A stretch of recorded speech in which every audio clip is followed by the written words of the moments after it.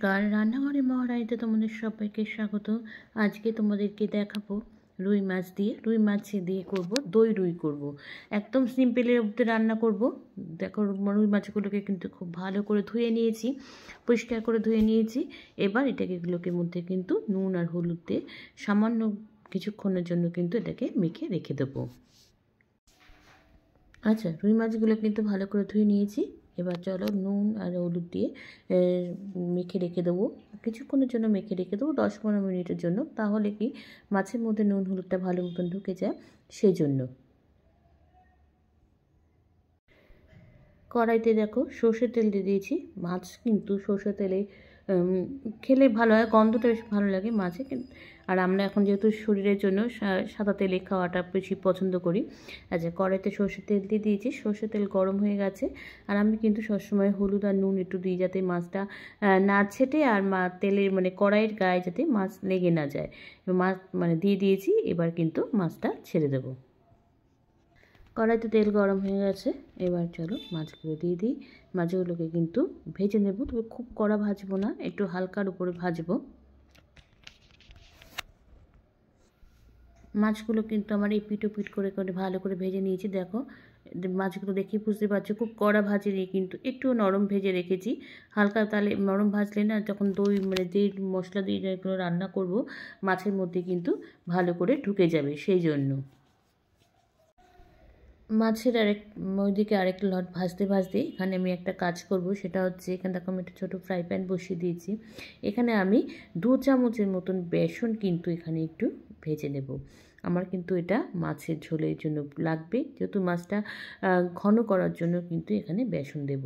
এবারে বেসনটাকে দেখো ভালো করে কিন্তু একটু ভেজে নেব, হালকা কালারটা চেঞ্জ হওয়া পর্যন্ত।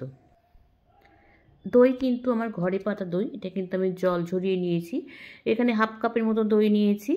এবার এই দইয়ের মধ্যে কিন্তু কিছু মশলা আমি অ্যাড করে নেব। মশলা বলতে এখানে দিয়ে দেবো, প্রথমে দেখো হলুদ গুঁড়ো দেব, হলুদ। আচ্ছা, তারপর দিয়ে দেবো হচ্ছে নুন, হলুদ, নুন। আর যে বেসনটা আমি ভেজে রেখেছি সেটাকে কিন্তু আমি একসঙ্গে দইয়ের মধ্যে দেব। দিয়ে দইটাকে কিন্তু খুব ভালো করে এগুলো দিয়ে কিন্তু ভালো করে ফেটিয়ে রেখে দেবো। কেননা দইটাই, যেহেতু দই রুই করছি, সেই জন্য কিন্তু দইটাই কিন্তু এখানে মেন উপকরণ। এবার এখানে দিয়ে দিচ্ছি লাল লঙ্কার গুঁড়ো। মাছের ঝোল যেহেতু, কাশ্মীরি লাল লঙ্কার গুঁড়ো তো অবশ্যই লাগবে। তার সাথে দিয়ে দেবো দেখো এখানে যে বেসনটা হালকা করে ভেজে রেখেছি, কালারটা জাস্ট চেঞ্জ হওয়া পর্যন্ত সেটা দিয়ে দিয়েছি। দিয়ে এবার এটাকে কিন্তু ভালো করে মিশিয়ে নেব। কিন্তু তেলটা গরম হয়ে গেছে, যে মাছটা ভাজা হয়ে গেছে সেই তেলেই কিন্তু আমি রান্না করছি, আর কিছুতেই তেল দিইনি। এবার এখানে তেজপাতা ফোড়নের জন্য দিয়ে দিচ্ছি তেজপাতা, এলাচ আর দারচিনি। এটাকে কিন্তু একটুখানি গন্ধ বেরোবে, তারপরে কিন্তু এখানে অন্যান্য জিনিসগুলো দিয়ে দেবো। এবার কড়াইতে দেখো আমি একটু কাঁচা লঙ্কা দিয়ে দিয়েছি। প্রথমে কাঁচা লঙ্কার ফোড়নের কিন্তু সুন্দর গন্ধ বেরোয়, কাঁচা লঙ্কার একটা সুন্দর স্মেল আছে। কাঁচা লঙ্কা দিয়ে দিয়েছি, কাঁচা লঙ্কাটা একটু ভেজে নিই। তারপরে কিন্তু এখানে দিয়ে দেবো পেঁয়াজটা কিন্তু কুচি করে কেটে নিয়েছি। যে যেরকম মাছ দেবে সেরকম পেঁয়াজ ব্যবহার করবে। আমি এখানে 2টো মাঝারি সাইজের পেঁয়াজ কিন্তু কেটে নিয়েছি, নিয়ে এবার কুচি করে দিয়েছি। এবার এটাকে ভালো করে কিন্তু তেলের সাথে মিশিয়ে নেব। পেঁয়াজটা কিন্তু আমার খুব ভালো করে তেলের সাথে ভাজা হয়ে গেছে, তেলের মধ্যে দিয়ে। এবার দেখো, যে মশলাটা আমি তৈরি করে রেখেছিলাম বাটিতে দইয়ের সাথে, সেটাকে কিন্তু এবার দিয়ে দিলাম। খুব সিম্পল রান্না, খুব সহজে হয়ে যায়। আর যখন দই, বারবার বলি, দই যখন গ্যাসে দেবে তখন কিন্তু গ্যাস কমিয়ে বা অফ করে, না হলে কিন্তু আর সমানে নাড়তে হবে, না হলে কিন্তু দইটা ফেটে যেতে পারে।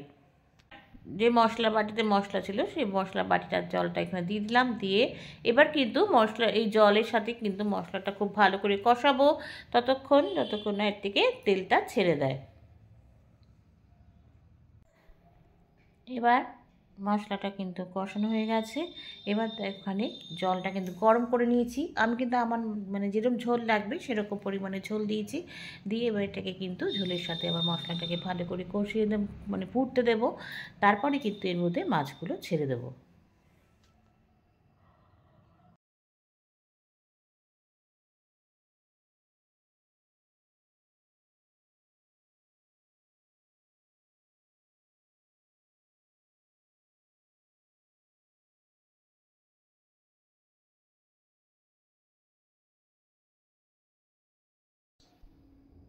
মাছের ঝোলটা কিন্তু ফুটে গেছে, আমার কিন্তু এটা হয়ে গেছে। এবার কিন্তু আমি গ্যাসটাকে বন্ধ করে দেবো, দিয়ে কিছুক্ষণ রেস্টে রেখে তারপরে কিন্তু এটাকে সার্ভ করব। হয়ে গেছে আমার একদম দই রুই, দেখো কালারটা কি সুন্দর এসেছে। তোমরাও কিন্তু বাড়িতে এভাবে করে খেও, আমাকে জানিও। আর অবশ্যই লাইক কমেন্টস আর শেয়ারের মাধ্যমে তোমরা যারা আমার চ্যানেলটাকে সাবস্ক্রাইব করে আমার সঙ্গে রয়েছো তাদের জন্য রয়েছে অসংখ্য অসংখ্য ধন্যবাদ। আর যারা করোনি তারা প্লিজ চ্যানেলটাকে সাবস্ক্রাইব করে আমার সঙ্গে থেকো। তোমরা সবাই সুস্থ থেকো, সাবধানে থেকো, ভালো থেকো। চলি, টাটা। দেখা হচ্ছে পরবর্তী নতুন কোন রেসিপিতে তোমাদের সঙ্গে।